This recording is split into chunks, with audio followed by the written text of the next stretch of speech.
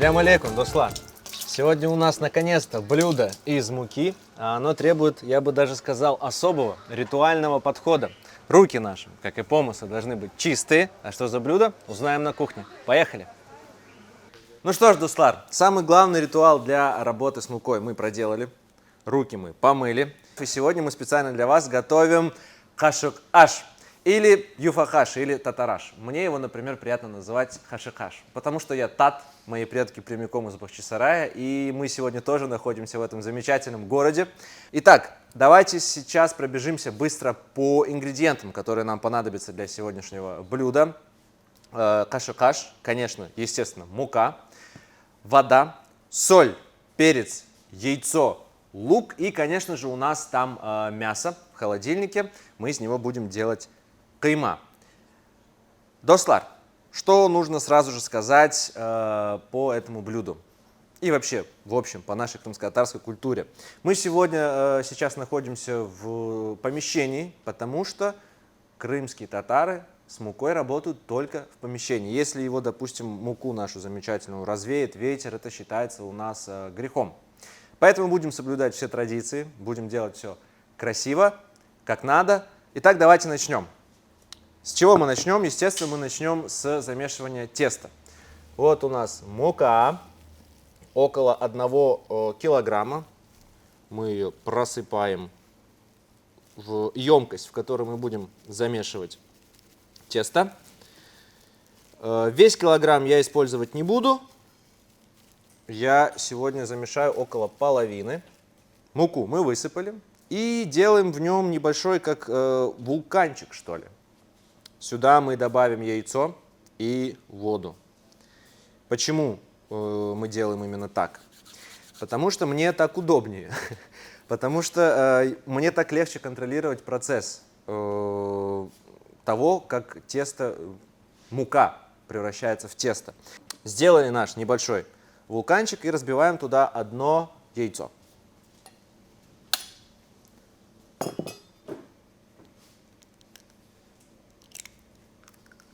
Сюда же, пока еще оно не размешано, мы добавляем щепотку соли. Добавили соль и теперь добавляем водички. Добавляем по чуть-чуть, потихоньку, не переусердствуйте. Добавили. Пока воду откладываем и начинаем всю эту красоту замешивать. Можно начать с ложки замешивания, то есть ложкой замешивать. Мне удобнее, привычнее руками. Я невероятно люблю это ощущение зарождающегося теста. Как-то это очень приятно. Мне это нравится. Своеобразная такая медитация, что ли. Вот мне так очень удобно. Тесто не прилипает к рукам. Когда я, например, замешиваю отдельные емкости воду, наливаю, оно у меня начинает липнуть. А здесь я этот процесс лучше контролирую. Оно вот у меня не липнет. Мне так больше нравится. Сейчас добавим буквально еще чуть-чуть воды, чтобы склеилась остальная часть муки, которая у нас там внутри. И как только мы соберем все, что у нас в этой чашке, всю муку нужно собрать с этой чашки. Отсюда все нужно собрать, и мы переместимся на доску, где мы будем вымешивать наше тесто. Оно у нас должно получиться достаточно упругим, для того, чтобы из него было удобно лепить наши татарашики. Как только тесто наше будет готово, вы посчитаете, что оно достаточно упругое, мы отправляем его отдыхать. Положим его в какую-то емкость и обязательно, чтобы тесто не высохло, мы накрываем его либо тарелочкой, лучше пищевой пленкой, если она есть, и отправляем в прохладное место.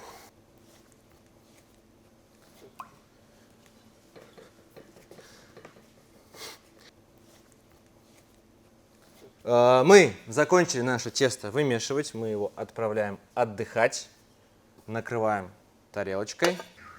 Ну что ж, дуслар, руки мы помыли, доску мы сменили, Мясо принесли. Посмотрите, какое у нас замечательное, красивое мясо. Сегодня даже жалко резать его. Но мы все равно сделаем это, потому что мы будем сейчас готовить кайма для нашего блюда.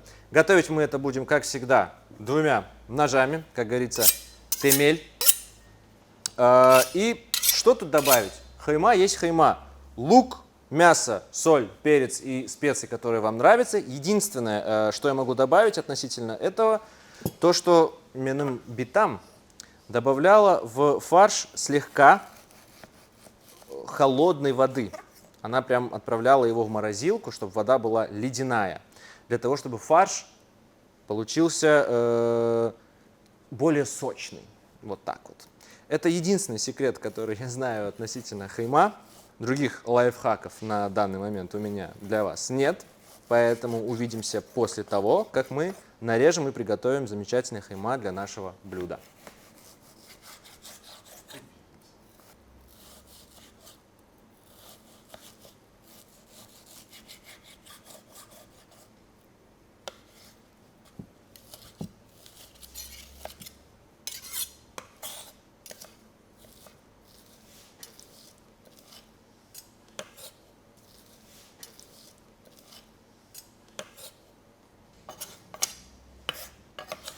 Ну что ж, фарш или хайма мы дорезали.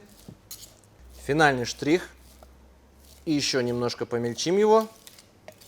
И отправляем в нашу емкость для фарша. И сейчас нарежем лук и отправим туда же.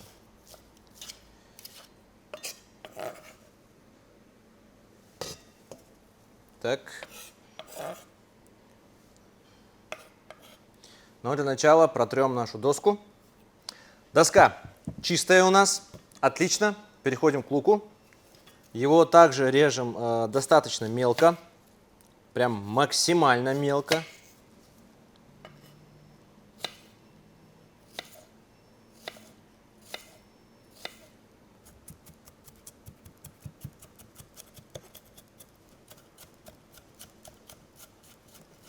Мы сегодня нарезаем лук в помещении, и все. Для меня это драма, я начинаю плакать. Чтобы не быть как я, вы можете смочить саму луковицу и нож холодной водой. Ну или если у вас есть настроение поплакать, то можете ничего не смачивать.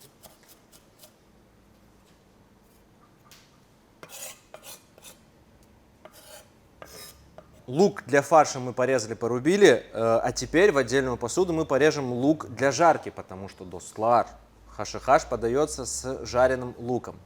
Давайте этим и займемся, порежем его не так мелко, как на фарш, порежем его полукольцами, чтобы текстура лука все-таки как-то прочувствовалась.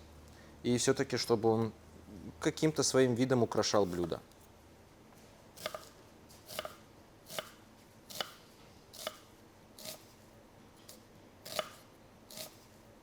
Все, поплакали, пора брать себя в руки и замешивать фарш. Опять же, достлар, все как вы любите. Специи вы можете добавлять по вкусу. Мы сегодня ограничимся чистейшей классикой. У нас соль и черный перец. Все. Кто-то добавляет кориандр, кто-то еще добавляет мою любимую зиру, но я сегодня обойдусь без нее. Мы сегодня просто замешаем классический фарш, соль, перец, мясо, лук. Все.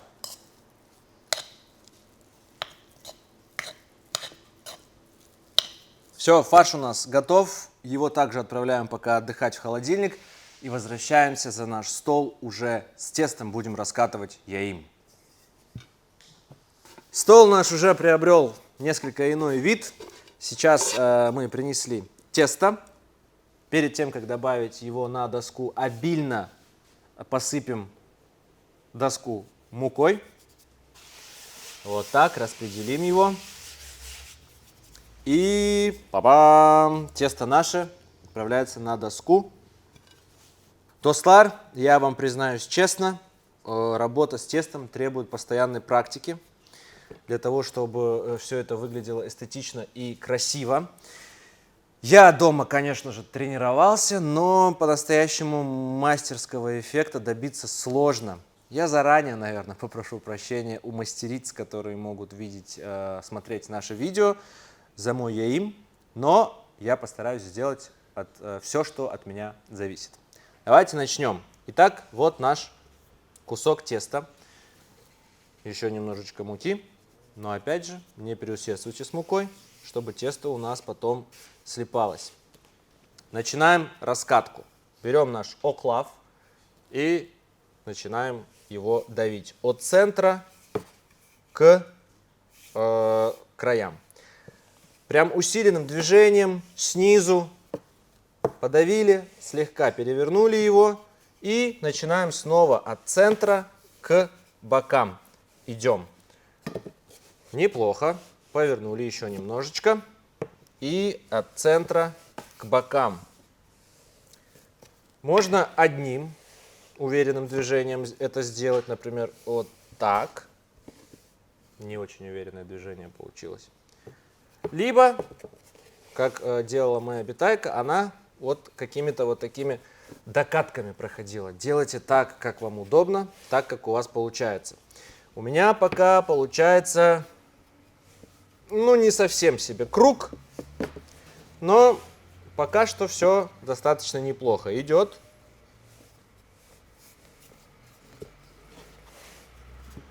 Чем чаще будете поворачивать тесто, яим, тем более округлую форму он у вас будет приобретать.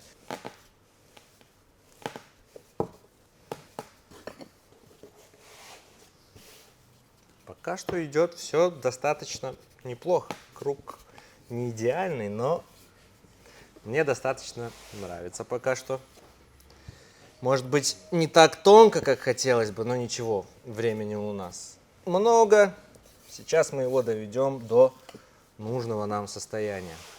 А есть еще несколько способов, например, которые мне Анашка показывала, или как делала моя битайка. Берем, закручиваем наш яим на охлав, подтягиваем, подтягиваем. И пока мы его закручиваем, от центра к краям руками давим. Потом возвращаем наш яим на место. Вот видите уже, как удлинился наш яим.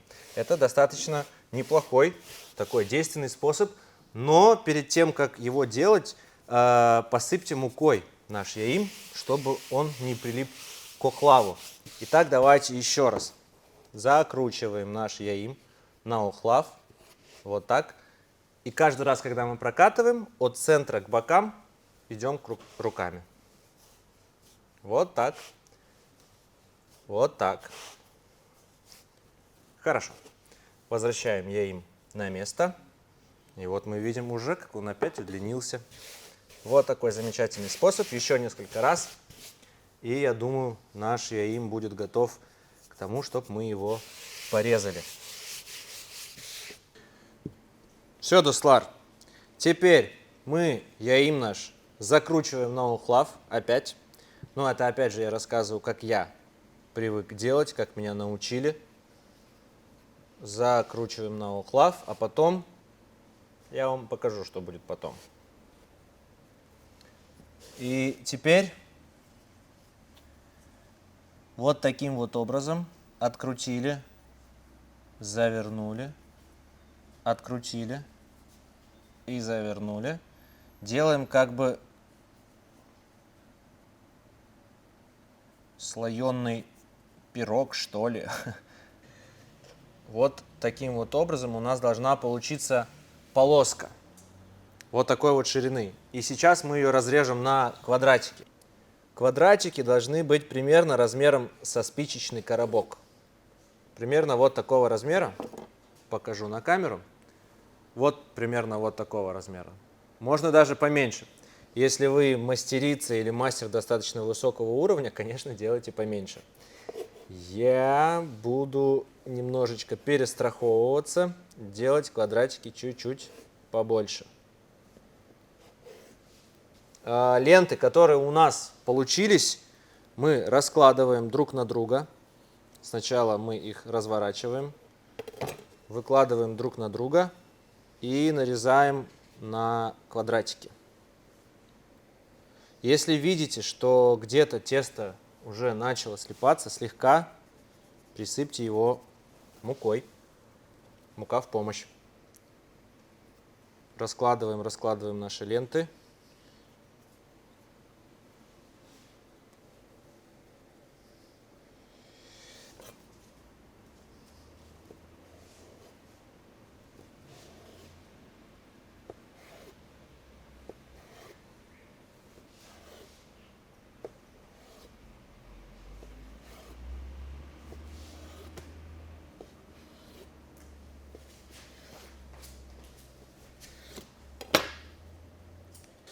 Все кусочки, из которых у нас, очевидно, не слепится наш татараш, мы откладываем, слепим их в одну кучу и потом снова из них раскатаем еще один небольшой яим.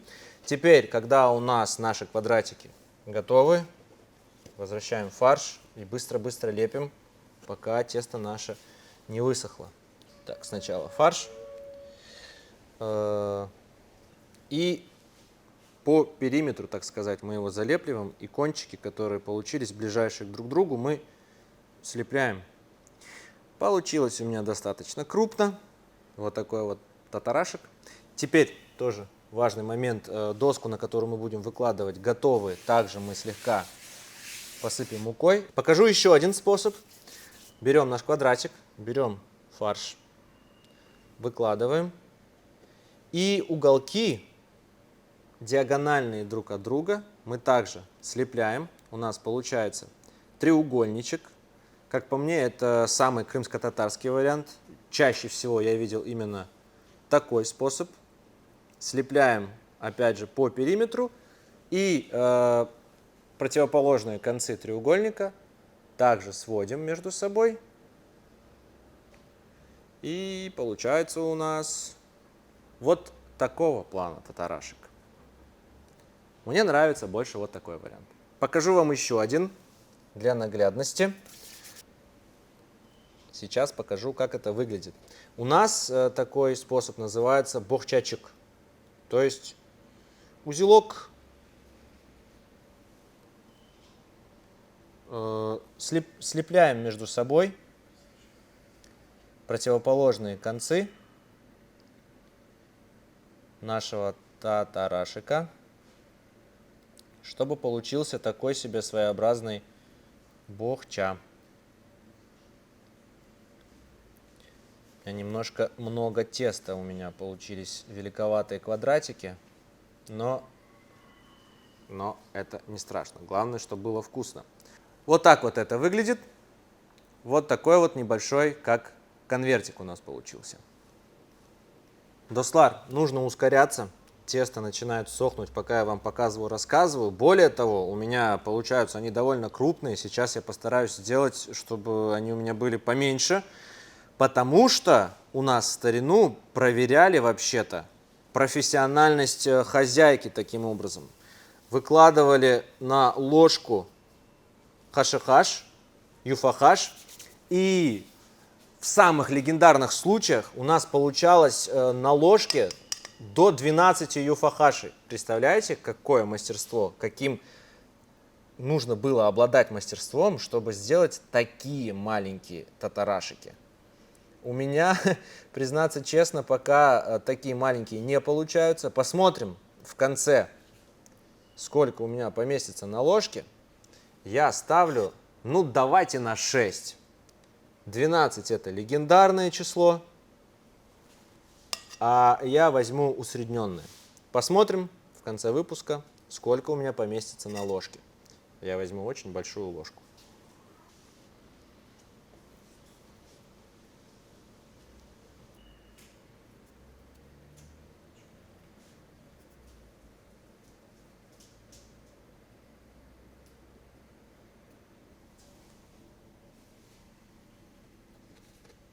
Ну, Дослар, где-то с 15-й попытки у меня получилось сделать, вылепить то, что нужно. Я думаю, на попытке 20-й вы и вовсе не заметите, что у меня там получилось вылепить. Единственное, что я вам скажу, что мы в какой-то момент додумались до того, что наши огромные квадратики нужно разрезать на квадратики поменьше, чтобы получилась вот такая красота. Ну что ж, я надеюсь, что у меня сегодня есть все шансы вылепить что-то, что уместится на одной ложке в размере 12, может быть, даже штук. Посмотрим. Вот такая красота. Так, Дуслар, надо ускоряться, но я доделаю порцию. Там сейчас такое шикарное солнце на улице. Сейчас мы ускоряемся и отправляемся на улицу. Посмотрите на это. Мне уже очень даже нравится то, что получается. Ну что, Дуслар, мы перебрались в этот замечательный двор. И сейчас мы подготовим все для того, чтобы украсить наше блюдо. Для начала мы обжарим лук на сливочном масле. Я думаю, столько будет достаточно. Отправляем его в наш хазан. Отлично, масло начало кипеть. Отлично, пока мясо наше растапливается, мы нарежем зелень. У нас сегодня укроп. Как всегда, сворачиваем его в небольшую трубочку.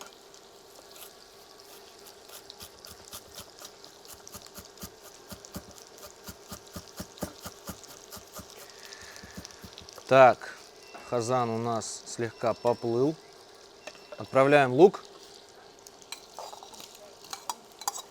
для обжарки. Нарезанную зелень, как всегда, отправляем в хатых. Так, этого, я думаю, будет достаточно. Дожидаемся, пока дойдет лук.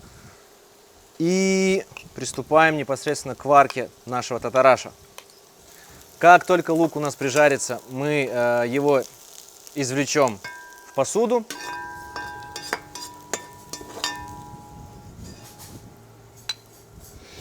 Ох, какой аромат! На сливочном масле как будто все получается вкуснее. Нет? Мне кажется.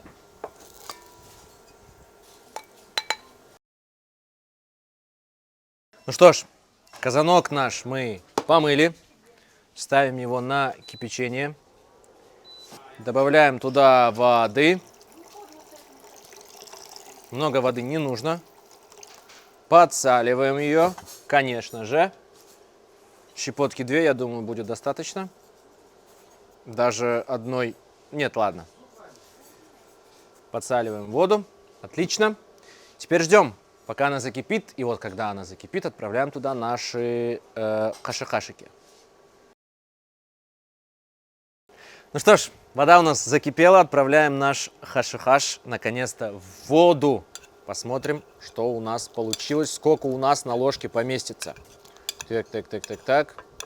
Размешайте, когда они уже будут в воде. Вода у нас, напоминаю, предварительно посолена. Теперь ждем около 7-8 минут. У меня там получились крупные, поэтому подождем 8 минут.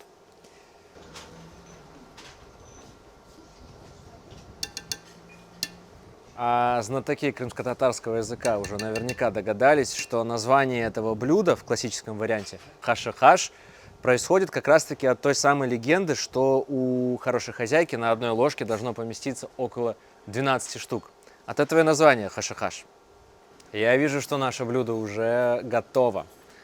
Выключаем мы, наверное, нашу плитку.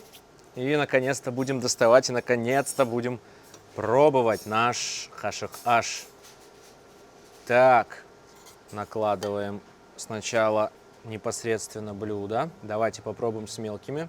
Одна большая затесалась в нашу компанию. Ну ладно, пусть будет. Так, крупные до свидания. Выложили. Отлично. Теперь добавляем наш лук жареный. Так.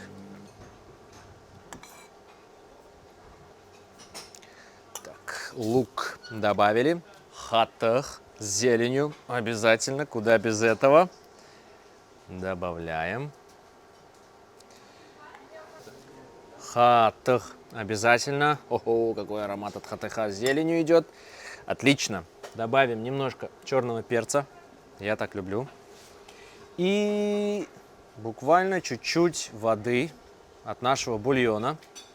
Тоже туда отправляем. Аккуратненько по стеночке. Ну и наконец-то, Дуслар, ответственный момент.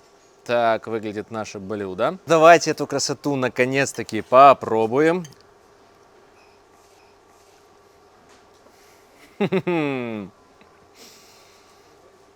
Я собой доволен.